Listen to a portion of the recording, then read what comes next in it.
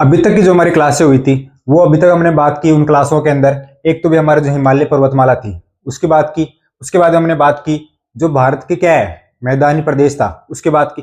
और आज की जो हमारी जो क्लास होने वाली है वो क्लास होने वाली है प्रायद्वीपीय पठार, या बात करें हमारे पेनिसुलर प्लेटो के बारे में। ठीक है, तो भाई एक चीज आपके सामने आनी चाहिए दिमाग में कि एक तो हमने कौन से देखे पहाड़ या पर्वत, ठीक है, और दूसरा भी हम क्या देख रहे हैं पठार। तो कि पठार और पर्वत इन दोनों में डिफरेंस क्या है? तो डिफरेंस की बात करें तो जो पहाड़ होंगे या जो पर्वत होंगे ना उनके ऊपर क्या होगी, उनकी एक चोटियां होती है, ठीक है, पीक होती है आपके ट्रायंगुलर शेप टाइप में। ठीक है, वहीं पे जब अपन पठार की बात करेंगे तो पठार क्या होंगे, ऊपर उठे हुए तो होंगे मैदान से, लेकिन होंगे कैसे, समतल होंगे।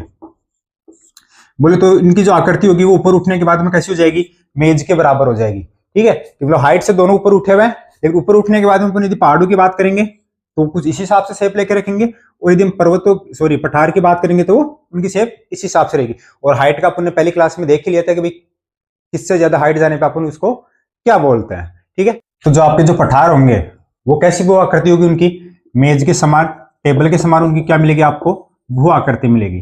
ठीक है, उसके बाद में बात करें जब आप इंडिया के मैप में देखोगे तो जो प्रायद्वीपीय पठार है इसकी शेप कैसी देखने को मिलेगी, इसकी शेप आपको मिलेगी अनियमित त्रिभुजाकार।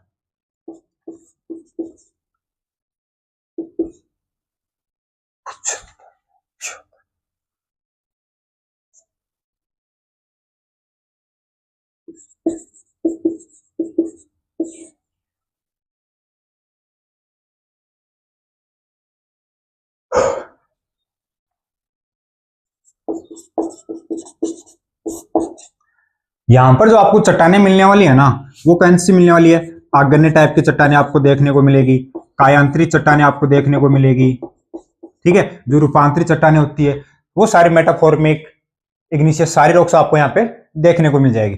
ठीक है, इसके आगे हम बात करते हैं तो भाई आपके जो पृथ्वी का जो सबसे प्राचीनतम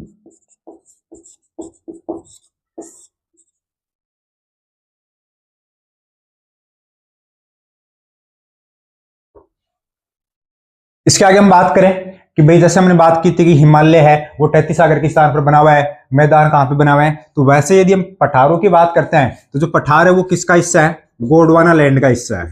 ठीक है, ध्यान रखना ये चीज, गोंडवाना लैंड का ये भाग होगा। उसके आगे हम यदि बात करते हैं कि इसकी जो ऊंचाई होगी वो ऊंचाई कितनी होगी, तो इसके अब यदि हम एवरेज हाइट की बात करते हैं तो इसकी जो एवरेज हाइट आपको देखने को मिलेगी वो मिलेगी 600 से लेकर 900 मीटर के आसपास तक इसकी आपको एवरेज हाइट मिलेगी। उसके बाद में आते हैं कि इसकी यदि हम लंबाई चौड़ाई की बात करें तो लंबाई चौड़ाई तो वैसे आप बात करोगे तो 1600 और 1400 मिल जाएगी, लेकिन इस ऊंचाई में ध्यान रखना कि आप पश्चिम से पूर्व की ओर जाओगे ना तो क्या होगी, हाइट धीरे धीरे कम होती रहेगी। ऐसा ही आपके हिमालय में देखा था, हिमालय में जिसका जस्ट अपोजिट था कि पश्चिम से पूर्व की ओर जाने पर हाइट बढ़ रही थी, लेकिन जब पठारों की बात करोगे तो इसमें क्या आएगा, पश्चिम से पूर्व की ओर जाने पर इनकी हाइट क्या होगी, कम होगी।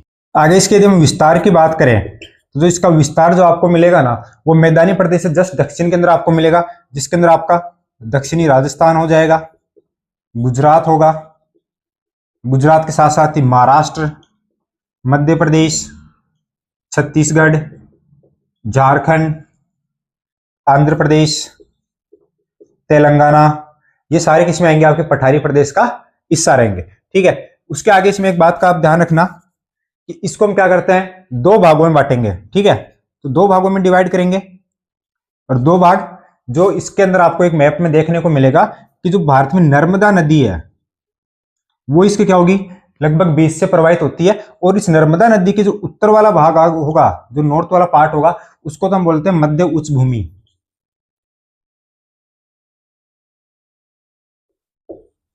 या इंग्लिश में बोले तो सेंट्रल हाईलैंड। और जो इसकी जो साउथ वाला पार्ट होगा उसको हम क्या बोलते हैं, दक्कन का पठार। ठीक है, ये दो हिस्से हो गए। इधर आके देखो एक बार, देखो यहां पर तो क्या हो गए, आपके हिमालय वाला हिस्सा था। ठीक है, हिमालय से जस्ट नीचे आपने यदि बात की थी तो हमने क्या देखा था कि भाई ये वाला हिस्सा किसका आ गया था, मैदानों का हिस्सा आ गया था। अब उस मैदानों के हिस्से से जस्ट आप नीचे चलोगे ना तो यहां पर एक क्या मिलेगी, ट्रायंगुलर शेप देखने को मिलेगी, उल्टे त्रिभुजाकार एक आकृति दिखेगी, वो आपके क्या पूरा का पूरा पठार प्रदेश का हिस्सा है। ठीक है, अब यहां से लगभग क्या गुजरती है, आपके नर्मदा नदी गुजरती है, और यही जो नर्मदा नदी है इसको क्या करेगी, दो भागों में डिवाइड करेगी। जो ऊपर वाला पार्ट होगा उसको तो क्या बोल रहे हो, सेंट्रल हाईलैंड या मध्य उच्च भूमि, और जो साउथ वाला पार्ट है उसको क्या बोलते हैं, डेक्कन प्लेट्यू। ठीक है, ये दो चीज होगी। एक्सटेंशन की बात करें तो भाई यहाँ पे आपको क्या आ गया, राजस्थान आ गया, राजस्थान के आगे उत्तर प्रदेश हो गया, मध्य प्रदेश, छत्तीसगढ़, झारखंड, महाराष्ट्र, गुजरात, आंध्र प्रदेश, तेलंगाना, ओडिशा, ये सारा का सारा हिस्सा किसमें आ जाएगा, आपके इसी पठारी प्रदेश में शामिल होगा। सेकंड एक वर्ड आपने आपको और कहा मिली है, पेनिसुलर या प्रायद्वीपीय। तो प्रायद्वीप पे हम बोलते हैं किसको है, कि ऐसा कोई भी भूमि का हिस्सा जो तीन तरफ से क्या हो, पानी से घिरा हुआ हो, उसी को अपन क्या बोलते हैं, पेनिसुलर। तो भारत में आप यदि यहाँ पे देखोगे तो तीनों साइड से क्या है, पानी से घिरा हुआ है, उसके जो बीच वाला जो हिस्सा बच रहा है इसी को अपन क्या बोलते हैं, प्रायद्वीप बोलते हैं। और ये पठारी प्रदेश तो हमने इसको क्या बोलते हैं, प्रायद्वीपीय पठारी प्रदेश। अपने क्लास में जो भी सारी बातें हो रही है वो ध्यान से सुना करो, रातों रात नोट्स बनाते रहा करो, वरना बाद में क्या होगा, अभी तो आप स्क्रीनशॉट लेते रहोगे कि हाँ भाई सर ने ये बता दिया, सर ने ये बता दिया, सर ने ये लिख दिया, उसका क्या करते हो, स्क्रीनशॉट ले लेते हो। लेकिन जब एग्जाम आएगी ना तो स्क्रीनशॉट काम में नहीं आने वाले हैं आपके। आपको वहां पे यदि आपने हाथ से नोट्स बनाए तो एग्जाम टाइम पे आप उसको अच्छे से रिवाइज कर सकते हो, और वही आपके काम आने वाला है। तो ये स्क्रीनशॉट लेना छोड़ो और प्रॉपर नोट्स बनाना स्टार्ट कर दो, ठीक है, वरना ये लापरवाही क्या होगी, बाद में आगे चलकर आपके महंगी साबित हो सकती है। इधर आओ, पठारी प्रदेश की बात कर रहे थे तो हमने क्या कहा कि जो नर्मदा नदी है वो इसको क्या कर रही है, इस पठार को दो भागों में बांट रही है। ठीक है, ऊपर वाला क्या हो गया, मध्यवर्ती उच्च भूमि या सेंट्रल हाईलैंड, दक्षिण वाला क्या होगा, दक्कन का पठार होगा, डेक्कन प्लेट्यू होगा। ठीक है, अब हम यदि इसका पोस्टमार्टम करें विस्तार से तो सबसे पहले हमने क्या कहा, मध्यवर्ती उच्च भूमि। अब जो मध्यवर्ती उच्च भूमि है ना, इसको भी हम क्या करते हैं, अलग अलग भागों में बांटते हैं। सबसे पहले एक चीज यहां पे ध्यान रखना, इस साइड आपको देखने को मिलती है अरावली पर्वतमाला। ठीक है, तो अरावली पर्वतमाला से जस्ट आगे क्या स्टार्ट हो जाता है, आपके ये पठारी प्रदेश स्टार्ट होता है। और यहीं पे सबसे पहले आपको देखने को मिलेगा मालवा का पठार। ठीक है, तो सबसे पहले कौन सा होगा, मालवा। और इस जो मालवा का पठार है ना, इसके अंदर कौन कौन सी जगह शामिल होगी भाई, आपका एक तो कौन सा होगा, दक्षिण पूर्वी राजस्थान। और दक्षिण पूर्वी राजस्थान में कौन सा पठार है, हाड़ौती का पठार। तो जो हाड़ौती का जो पठार है ना, कोटा, बूंदी, बारां, झालावाड़ में फैला हुआ है, वो इसी मालवा के पठार का उत्तरी हिस्सा है, कोई अलग से नहीं है कि भाई राजस्थान का जो पठार है वो अलग से। तो राजस्थान का हाड़ौती का पठार, कोटा, बूंदी, बारां, झालावाड़ में जो विस्तृत है वो भी क्या है, मालवा के पठार का ही विस्तार है। इसके अलावा कुछ हिस्सा इसका किसमें आता है, गुजरात में आता है, कुछ हिस्सा किसमें आता है, मध्य प्रदेश वगैरह में आता है। ठीक है, तो ये तो क्या हो गया, मालवा का पठार। इसके आगे आप यदि देखोगे तो इसके जस्ट आगे आपको मिलेगा बुंदेलखंड का पठार, और इसके आगे आपको मिलेगा बघेलखंड का पठार, और जो सबसे लास्ट में जो कोने में आपको मिलेगा वो कौन सा मिलेगा, छोटा नागपुर का पठार। ठीक है, छोटा नागपुर का पठार, पहले बुंदेलखंड फिर बघेलखंड। ठीक है, चार हो गए, चारों लाइन से आते हैं ऊपर। सबसे पहले मालवा का पठार, उसके बाद बुंदेलखंड, बघेलखंड और छोटा नागपुर का पठार। अब हम यदि सबसे पहले बात करें तो सबसे पहले हम बात करने वाले मालवा के पठार की। मालवा के पठार की जब हम बात करते हैं तो सबसे पहला पॉइंट तो आपके सामने यही आएगा कि जो मध्यवर्ती उच्च भूमि है, जो सेंट्रल हाईलैंड है, इसका अधिकांश भाग किसमें आएगा, आपके इस मालवा के पठार का ही भाग है। ठीक है, सेकंड इसके हम यदि विस्तार की बात करते हैं तो जो आपको जो इसका विस्तार देखने को मिलेगा वो कहां मिलेगा, दक्षिण पूर्वी राजस्थान, और राजस्थान में इसको किस नाम से जाना जाता है, हाड़ौती का पठार। ठीक है, उसके अलावा मध्य प्रदेश, मध्य प्रदेश का पश्चिमी हिस्सा आएगा, और गुजरात, गुजरात का कौन सा आएगा, पूर्वी हिस्सा आएगा। ठीक है, इन तीन में आपको क्या मिलेगा, मालवा का पठार। इसके बाद में इसके निर्माण की बात करते हैं तो जो बेसाल्ट टाइप की जो चट्टानें होती है, ठीक है, उनसे इसका क्या हो रखा है, निर्माण हो रखा है। वैसे तो बात करें अपन तो इसका निर्माण भी किससे हो रखा है, लावा से इसका भी निर्माण हो रखा है। ठीक है, और इन बेसाल्ट पदार्थ की चट्टानें हैं, उसी की वजह से यहाँ पे जो मिट्टी मिलेगी वो कैसी मिट्टी मिलेगी, आपको काली मिट्टी मिलती है मिट्टी। और काली मिट्टी सबसे उपयुक्त मानी जाती है आपके लिए, एक तो सोयाबीन, और सोयाबीन के अलावा बात करो तो कपास। ठीक है, तो कपास की जो सबसे ज्यादा उत्पादन होता है वो किसमें होता है, इसी काली मृदा के अंदर कपास का सर्वाधिक उत्पादन होता है, इसको काली कपासी मृदा भी बोला जाता है। ठीक है, इसके बाद में ये हो गया कि हाड़ौती का पठार भी इसी का हिस्सा है। उसके बाद में यदि यहाँ पे नदियों की बात करते हैं ना कि भाई इसमें नदियां कौन कौन सी देखने को मिलेगी, तो आप यदि नदियों की बात करोगे तो इसमें सबसे फेमस नदी आपको देखने को मिलती है एक तो चंबल, और चंबल के द्वारा यहाँ पे क्या किया गया है, बहुत सारे बीहड़ जो गढ़ वगैरह बोलते हैं उनका निर्माण किया गया। इसके अलावा सोन, बेतवा भी इसी प्रदेश की नदियां हैं। ठीक है, ये बात होगी। तो ये तो क्या हो गया आपका मालवा का पठार। उसके आगे कौन सा है, बुंदेलखंड।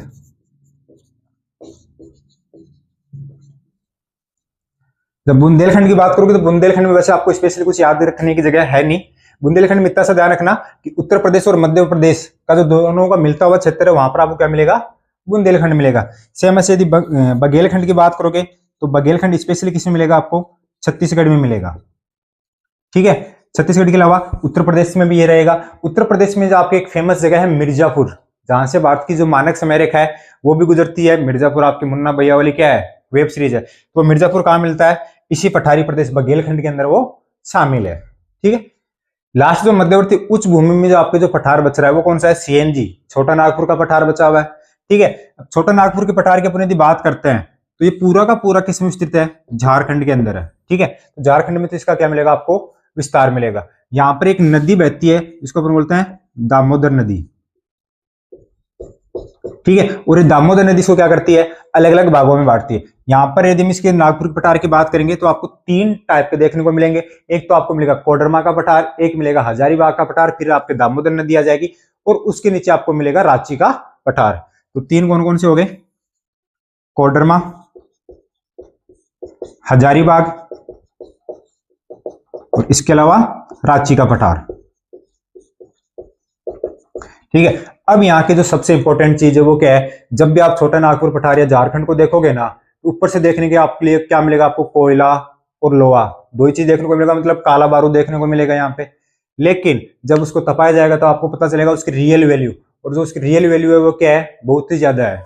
ठीक है, तो आपके यहाँ पे कोयला और जो लोहा है उसकी वजह से छोटा नागपुर पठार की जो एक्चुअल जो कॉस्ट है, एक्चुअल जो उसकी वैल्यू है इकोनॉमिक तौर पर, वो क्या है, इंडिया के लिए बहुत ही ज्यादा है। और इसी कोयले और लोहे की वजह से इसको क्या बोलते हैं, रूर प्रदेश भी बोला जाता है।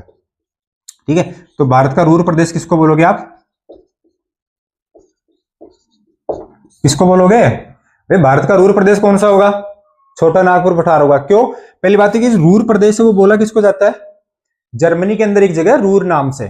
ठीक है, और वो किसके लिए फेमस है, इस कोयले के लिए फेमस है। ठीक है, तो जर्मनी के कोयले से रिलेटेड रूर प्रदेश था।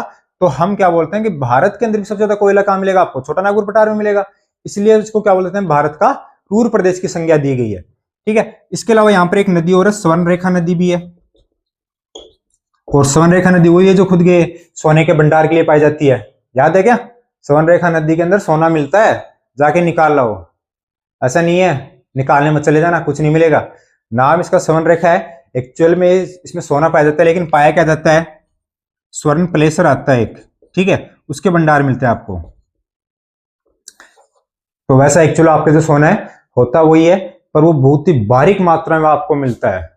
तो वो इकोनॉमिक तौर पर क्या नहीं होता, यूजफुल नहीं होता। इकोनॉमिक तौर पर यदि यूजफुल होता तो हम उसका कभी का निकाल लेते। ठीक है, आगे बात करें तो आगे एक मैंने आपको बताया था, आपके यहाँ पे क्या है, मेघालय है।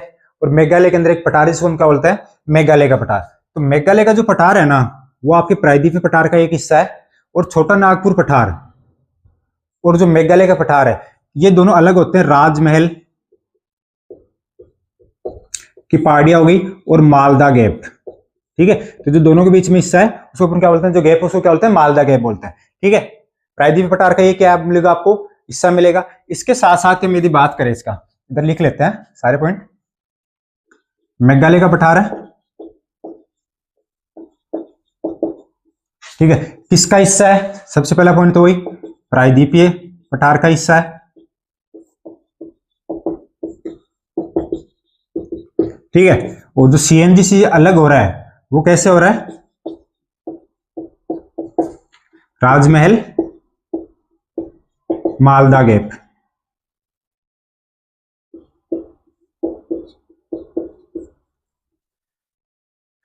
उसके आगे हम यदि बात करें कि भाई यहां पर आपको क्या मिलेगा, यहां पे तीन जनजातियां है, कौन कौन सी है, गारो, खासी और जैंतिया। और इन तीनों के नाम पर यहां पर क्या मिलेगी आपको, पहाड़ियां भी देखने को मिलेगी। ठीक है, और इन पहाड़ियों की जो आकृति है ना वो आपके कीप के टाइप में है। ठीक है, आपने गाड़ी वगैरह में पेट्रोल डीजल डालने के लिए देखा होगा, एक कीप नुमा आकृति होती है, उसी कीप की तरह इसकी इनकी भी क्या है, आकृति है। उसकी वजह से होता क्या है कि जब भी यहां से क्या बोलते हैं, आपके जो मानसूनी पवनें आती है और इन पहाड़ियों में आके फंस जाती है। ठीक है, क्योंकि कीप में एक बार फंस गई तो चली गई तो वो फंस जाती है वहां पे। और उसकी वजह से क्या होता है, जो खासी जो पहाड़ियां है ना उसी खासी पहाड़ियों के पास में जगह है मासिन राम, चेरापूंजी। तो यहां पर क्या होती है, विश्व की सर्वाधिक वर्षा भी होती है। और गारो, खासी, जयंतिया तीनों पहाड़ियां हैं। एक चीज मैंने शायद हिमालय के पार्ट में बताया था, यहाँ पे दोबारा बता रहा हूँ कि गारो, खासी और जयंतिया जो पहाड़ी है वो मेघालय के पठार, प्रायद्वीपीय पठार का एक हिस्सा है, वो कभी भी हिमालय का हिस्सा नहीं थी। तो उसमें हमेशा ध्यान रखना, ठीक है। इसके अलावा यदि हम बात करें यहाँ पे, तो यहाँ पे जो सबसे ऊंचा क्षेत्र रहेगा, तो वैसे तो ये अपन शिलोंग का पठार होगा यहाँ पे, ठीक है। और यदि चोटी का नाम आता है तो यहाँ पर आपको देखने को मिलेगी नोकरेक। मेघालय के पठार के बाद में बात करें तो भाई जो आपका छोटा नागपुर पठार है उसके साउथ के अंदर आप यदि देखोगे तो 3 स्टेट मिलेंगे आपको, छत्तीसगढ़, आंध्र प्रदेश और ओडिशा। इन तीनों का जो मिक्स वाला जो एरिया मिलेगा ना आपको, इधर देखो, ये जो तीनों का मिक्स वाला, छत्तीसगढ़ का एक तो डिस्ट्रिक्ट आएगा बस्तर, ओडिशा का कोरापुट, कालाहांडी वगैरह होगा, उसके अलावा आंध्र प्रदेश का श्रीकाकुलम, पूर्वी गोदावरी और विशाखापट्टनम। इन तीनों से मिलकर क्या बना हुआ है, आपका एक पठार है जिसका नाम क्या है, दंडकारण्य का पठार। इसका विस्तार कहां हो गया, ओडिशा हो गया, छत्तीसगढ़ हो गया और आंध्र प्रदेश हो गया, ठीक है। अब ध्यान रखना कि जो छत्तीसगढ़ का जो बस्तर जिला है ना, उसके अंदर भी इसका विस्तार है। और वहां पर आपको एक खान मिलेगी, बेलाडीला खान। और जो बेलाडीला खान है ना, वो फेमस है लोहा अयस्क के लिए, ठीक है। तो बेलाडीला में लोहा अयस्क हो गया। इसके अलावा इसी बस्तर के अंदर आपको जो टिन धातु होती है उसके भंडार भी आपको देखने को मिलेंगे। इसके अलावा यदि ओडिशा के कोरापुट, कालाहांडी की बात करेंगे तो यहाँ पर क्या मिलेंगे आपको, जो कालाहांडी है वहां पे क्या मिलेगा आपको, बॉक्साइट मिलेगा। और इसी कोरापुट में एक जगह और है पंचपटमाली, ठीक है। और इस पंचपटमाली में क्या हो गया था, नवंबर 1985 में नालको की स्थापना की गई थी। आंध्र प्रदेश की बात करें तो श्रीकाकुलम हो गया, पूर्वी गोदावरी और विशाखापट्टनम, ये इसका भाग है। और यहाँ पे यदि हम बात करें कि भाई यदि हम यहाँ की जो मृदा की बात करते हैं, तो मृदा तो क्या है, उपजाऊ नहीं है, कोई स्पेशल उपजाऊ नहीं है, कोई स्पेशल यहाँ पे क्या नहीं होती, फसलों वगैरह का उत्पादन नहीं होता है। लेकिन यदि हम खनिजों की दृष्टि से बात करेंगे तो क्या मिलेगा, एक अमीर प्रदेश मिलेगा, ठीक है भाई। जब वहां पे लोहा मिल रहा है, लोहा अयस्क मिल रहा है, बॉक्साइट वगैरह मिल रहा है, तो ऑटोमेटिक खनिजों की दृष्टि से क्या हो गया, संपन्न प्रदेश हो गया। लेकिन कृषि खेती बाड़ी के हिसाब से बात करेंगे तो क्या हो, थोड़ा पिछड़ा हुआ इलाका आपको मिलेगा। अब अपने बात की मेघालय के पठार की, और मेघालय के पठार में क्या था कि क्या एक प्रायद्वीपीय पठार का ही भाग है, जो कि राजमहल मालदा जो गैप है उससे क्या होता है, छोटा नागपुर पठार से क्या होता है, अलग हो जाता है। यहाँ पे 3 जनजातियां मिलती है, गारो, खासी और जयंतिया। और इन्हीं 3 के नाम पर यहाँ पे तीनों पहाड़ियां भी मिलेगी, गारो, खासी और जयंतिया। और इनकी जो आकृति होती है वो कैसी होती है, कीपनुमा आकृति होती है। और इस कीपनुमा आकृति के कारण क्या होता है कि यहाँ पर जो मानसूनी पवनें आएगी वो इनके अंदर आके फंस जाती है। उसकी वजह से क्या होता है, सर्वाधिक वर्षा वाले स्थान भी ये बने हुए हैं, जो कि कौन से, मासिन राम और चेरापूंजी। और यहाँ की जो सबसे ऊंची चोटी है वो कौन सी है, नोकरेक। और भाई ये चीज का ध्यान रखना, एग्जाम्स में यहाँ पे बहुत ज्यादा क्वेश्चन पूछ जाते हैं। कई बार क्वेश्चन आता है डायरेक्टली कि भाई जो इनमें से निम्न में से कौन सी पहाड़ियां ऐसी है जो इस भौतिक प्रदेश का हिस्सा नहीं है, या फिर निम्न में से कौन सी पहाड़ियां कौन से भौतिक प्रदेश का हिस्सा है। तो ध्यान रखना कि जो गारो, खासी, जयंतिया वो हिमालय का हिस्सा न होकर किसका है, मेघालय के पठार या प्रायद्वीपीय पठार का क्या एक हिस्सा है। और जब हम एग्जाम्स की बात करते हैं तो जो वर्तमान का जो टाइम पीरियड चल रहा है वो एग्जाम्स का एक दौर आ रखा है इस टाइम पे। और इस एग्जाम्स के दौर में जो सबसे जरूरी चीज है हर एक स्टूडेंट के लिए, वो क्या है, उसकी मेंटल स्ट्रेंथ है, उसकी जो मानसिक स्थिति है वो इस टाइम पे क्या होती है, बहुत ज्यादा खराब हो जाती है। कि भाई सारे दिन लाइब्रेरी से कमरा, इसी के अंदर बच्चा क्या जाता है, पूरा फंस जाता है, वो टूट जाता है। और जब आपको सारे लोग क्या कर रहे हो, जज कर रहे हो, उस टाइम पे कोई आपका दोस्त, कोई खास आदमी आपको ये बोल देना कि सर जी इस बार आपसे जरूर होगा, बस आपको रुकना नहीं है। तो भाई साहब जब वो मोमेंट होता है ना, वो मोमेंट एक ही झटके में आपकी जो सारी टेंशन होती है, आपकी जितना भी मेंटल स्ट्रेस हो रहा था, वो सारा का सारा एक ही झटके में क्या हो जाता है, खत्म हो जाता है। तो यदि आपकी लाइफ में भी कोई ऐसा बंदा है ना, तो उसको कदर करना सीखो, उसको टैग करो और आगे अपना जो टॉपिक है, यदि हम इसी दक्कन के पठार की यदि हम आगे बात करते हैं तो इसके अंदर आपको देखने को मिलेगा कि दो तो हमने देख लिए, मेघालय का पठार देख लिया, दंडकारण्य का पठार देख लिया। अब यदि हम जो बाकी बचे हुए जो दक्कन पठार की बात करते हैं ना, तो ये मोस्टली कहां का आपको मिलेगा कि जो भी इलाके बच गया ना, महाराष्ट्र हो गया, महाराष्ट्र के अलावा कर्नाटका, तमिलनाडु, तेलंगाना, ठीक है, केरला, इन सभी में आपको ये देखने को मिलेगा, ठीक है। अब इसमें क्या है कि यदि इसके निर्माण की बात करेंगे तो निर्माण तो वही ज्वालामुखी, ठीक है। चट्टानों की बात करोगे तो बेसाल्ट चट्टाने, और जब बेसाल्ट चट्टाने जहां जहां आपको मिलेगी वहां पे मृदा कौन सी मिल जाएगी, काली मृदा आपको देखने को मिलेगी, ठीक है। तो ये वाला जो स्पेशली है वो कहां पर मिलेगा आपको, महाराष्ट्र में, ठीक है। और जब महाराष्ट्र की अपन बात करते हैं तो इसको क्या बोला जाता है, दक्कन ट्रेप, ठीक है, दक्कन ट्रेप बोला जाता है। उसके अलावा महाराष्ट्र का पठार भी इसको बोला जाता है। और जो काली मृदा है वो फेमस किसके लिए है? कपास के लिए फेमस है।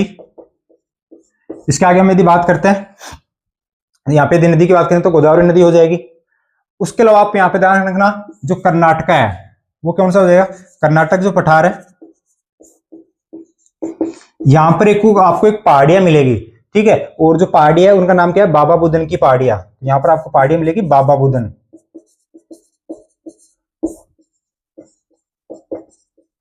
जो किसके लिए फेमस है? कॉफी के लिए फेमस है।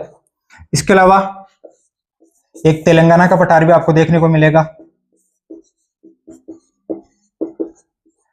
तो इतना ही था, ये सारी बातें होगी कि भाई दंडकारण्य पठार हो गया। दंडकारण्य के पठार में दक्कन का पठार, दक्कन ट्रेप के पुण्य की बात करें जो दक्कन का पठार वो महाराष्ट्र, कर्नाटका, तमिलनाडु, तेलंगाना, केरला वगैरह में फैला हुआ है, ठीक है। निर्माण वही ज्वालामुखी से हुआ है। अब इसको क्या होते हैं, अलग अलग जगह पे अलग अलग नाम से जाना जाता है। सबसे पहले हमने बात की महाराष्ट्र की, इसको क्या बोला गया? महाराष्ट्र का पठार बोला गया। इसको अपन एक दूसरे नाम से चलते हैं दक्कन ट्रेप। तो यहाँ पे चट्टाने मिलती है आपको, बेसाल्ट टाइप की चट्टाने मिलती है, और बेसाल्ट टाइप की चट्टाने को यहाँ पे जो मृदा मिलेगी वो कौन सी मृदा मिलेगी? काली मृदा। और काली मृदा किसके लिए फेमस है? कपास के लिए फेमस है। उसके बाद में कर्नाटका की बात करते हैं तो कर्नाटका का पठार हो गया। और जब कर्नाटका के पठार की बात करते हैं तो इसके अंदर एक पहाड़ी मिलेगी आपको, कौन सी? बाबा बुदन की पहाड़ियां मिलेगी। और बाबा बुदन की पहाड़ियां कॉफी के लिए फेमस है। इसके अलावा यहीं पे इसको जो मलनाड प्रदेश भी बोला जाता है कई जगह, ठीक है। इसके बाद में अपन बात करते हैं आंध्रा का पठार। तो आंध्रा का जो पठार है ना उसको आप तेलंगाना का पठार भी बोला जाता है, आंध्रा का पठार भी बोला जाता है। इसके अलावा इसी को रायलसीना भी बोला जाता है, ठीक है। तो ये सारी चीजें आपके यहीं पे आके हो गई हुई कंप्लीट है, ठीक है। तो पठारी प्रदेश इसी के साथ कंप्लीट हो गया आपके। हम जो हमारी कल की क्लास होगी उस क्लास में बात करेंगे पहाड़ियों के बारे में, ठीक है। एक तो आपकी आपने अरावली छोड़ दी, विंध्याचल, सतपुड़ा, पश्चिमी घाट, पूर्वी घाट, ये जो पहाड़ियां बची हुई है ना, इन सारी पहाड़ियों की बात करेंगे हम कल की क्लास के अंदर, ठीक है। तो तैयारी करते रहो, आराम से नोट्स बनाओ। आपकी जो फिजिकल मेंटल हेल्थ उसका ध्यान रखते रखते आपको क्या करनी है? तैयारी करनी है। ऐसा नहीं कि